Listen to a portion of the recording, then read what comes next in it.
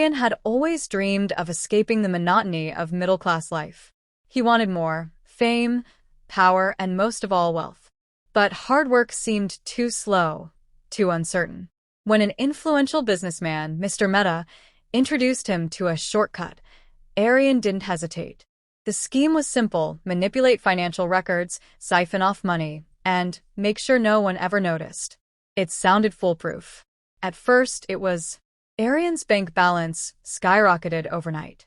Expensive suits, luxury cars, fine dining. He reveled in his newfound status. His family admired his success, unaware of the shadows behind it. His mother, proud of her son's achievements, would tell neighbors how Aryan had outshone everyone. But deep down, he knew the truth.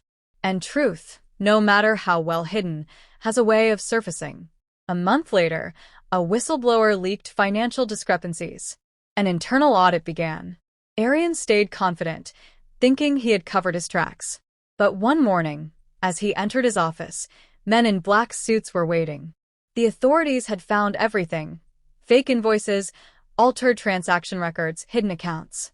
Handcuffs clicked around his wrists. The moment was surreal. Colleagues stared in shock. Some whispered, others distanced themselves instantly, as if fearing contamination. The world he had built so recklessly collapsed in seconds.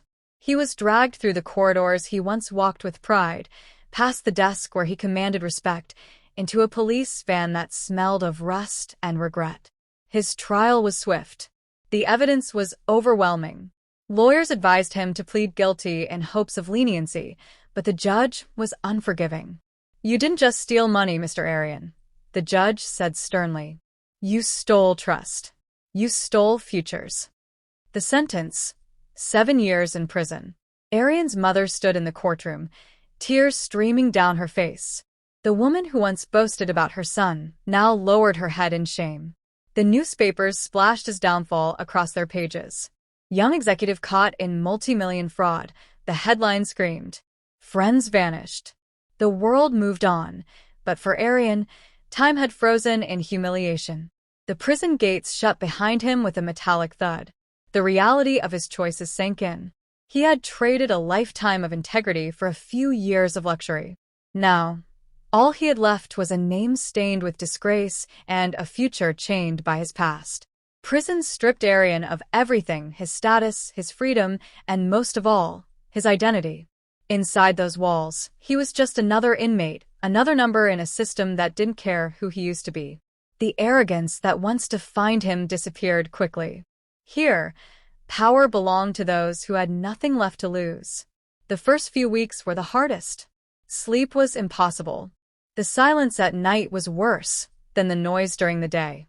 His mind replayed the trial, his mother's tears, the judge's final words. Every regret, every mistake haunted him. The realization hit hard: his life was no longer his own. He had traded everything for temporary luxury, and now he would pay for it. He tried to keep to himself, but prison didn't allow isolation. One evening, a group of inmates surrounded him. "You think you're special?" one of them taunted. He barely had time to react before a punch sent him to the ground. They didn't stop until a guard intervened. Lying on the cold floor, bruised and humiliated, he understood. This was survival. If he wanted to make it through his sentence, he had to adapt. Then he met Kabir. Unlike the others, Kabir wasn't violent. He had been in prison for over a decade, a former gangster who had seen it all. He watched Aryan struggle, but instead of mocking him, he offered advice. "You can let this place break you," he said, "or you can use it to rebuild." Aryan scoffed at first, but he had no better options. So he listened. Kabir introduced him to books: law, finance, philosophy. It started as a distraction but soon became something more. The more Aryan read, the more he realized how little he truly understood about the world. He saw the patterns, the loopholes, the ways crime thrived not just in back alleys but in boardrooms. Months passed and he changed. He no longer saw himself as a victim of circumstance. He had made choices, bad ones, and prison was the consequence. But consequences didn't have to be the end. He could still decide what came next. Then came the letter. It wasn't from his mother. She still refused to speak to him, but from an old neighbor. His mother was sick. Stress, grief, financial ruin, it had all taken its toll. She had spent everything trying to defend him, and now she had nothing left. The words cut deeper than any prison fight. He had destroyed more than just his own life. His actions had ruined the one person who had loved him unconditionally. That night, for the first time, he stopped blaming the system, his old bosses, or bad luck. He had done this. And if he ever got a second chance, he would make it right. Aryan stepped out of prison with nothing but a bag of books and a reputation stained beyond repair. The world outside had moved on, but he was still a man trapped by his past. The first hurdle came quickly. No one wanted to hire an ex-convict. Every job application ended the same way. Rejection. Doors that once opened for him with a smile now shut without a second glance. Homeless shelters and odd jobs kept him afloat. Nights spent on park benches, days spent looking for work. This wasn't the life he had imagined, but it was the one he had earned. He had to start somewhere. That somewhere came in the form of Kabir, who had been released months before. Unlike Aryan, Kabir had a plan. He worked with an NGO that helped fraud victims recover financially. "You stole from people," Kabir said. "Now help them get back on their feet." It wasn't easy. The first time he stood in front of a group of victims, their glares cut deeper than any prison fight. He saw the damage his crime had caused, families broken, savings wiped out, futures destroyed. Some cursed him, others refused to listen. But he didn't flinch. He told them the truth. How greed had blinded him, how arrogance had led to his downfall, how he had spent years understanding the pain he caused. Slowly, a few people softened. Some were willing to hear him out. He worked tirelessly, using his financial knowledge to help them regain stability.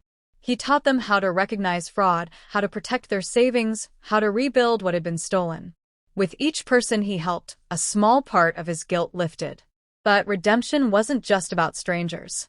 It was about his mother. The first time he stood outside her door, his hands trembled. She opened it, looked at him, and said nothing. He couldn't blame her. He had been the source of her pain, and now he wanted forgiveness? It wasn't that simple. Days passed before she finally spoke. "Are you ashamed of what you did?" she asked. "Yes," he said. "And I'll spend the rest of my life making it right."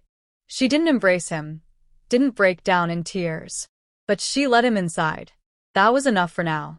The real test came when a journalist reached out. Aryan's story had started gaining attention.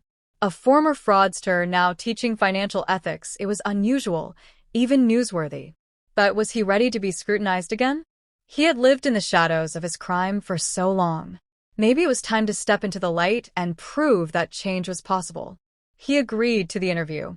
Not to clear his name, but to show that justice wasn't just about punishment, it was about making amends. The interview spread faster than Aryan expected. Some called him a fraud pretending to be reformed, while others saw him as proof that redemption was possible. But he didn't care about opinions. He had work to do. With growing media attention, his financial literacy program gained traction. More people attended his sessions, some out of curiosity, others genuinely seeking guidance. The victims he once wronged slowly started trusting him, not because he asked for it, but because his actions proved he had changed. He didn't just teach people how to avoid scams. He helped them recover, connecting them with legal resources and financial advisors. One evening, he received an anonymous email. The subject line was chilling. "You should have stayed quiet." The message was clear. Someone from his past wasn't happy about his reformation. Aryan wasn't naive. He had been part of a larger system of corruption, and exposing it put him in danger. But he wasn't the same man who had once feared consequences. He had already lost everything before. He had nothing left to lose. He gathered evidence, documents he had memorized before his arrest, names, transactions, connections that ran deeper than anyone had realized. He approached the authorities, this time not as a criminal, but as a witness. The case reopened. High-profile arrests followed. The very people who had once promised him power were now fighting to stay out of prison. The threats escalated. Anonymous calls, messages warning him to stop. But he refused to back down. At one point, an offer came: hush money, a way to walk away clean. He almost laughed at the irony.